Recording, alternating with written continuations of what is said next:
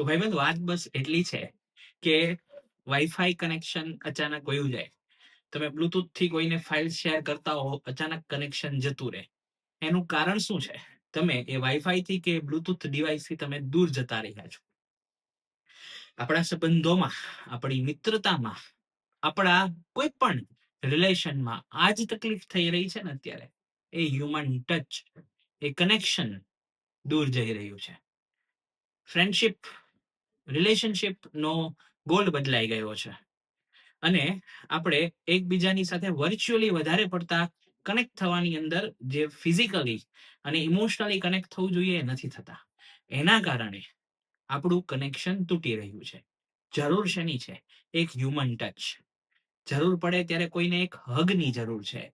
જરૂર પડે ત્યારે કોઈકને એક પ્રેમથી એક બોલાવવાની જરૂર છે, વાત કરવાની જરૂર છે. જો એ થઈ જશે ને તો એ કનેક્શન આપોઆપ જોડાઈ જશે. પણ અત્યારે કનેક્શન બહુ દૂર દૂર થઈ ગયું છે. કનેક્ટ કરવું થોડુંક અઘરું છે, પણ ટ્રાય કરવા જેવું ખરું.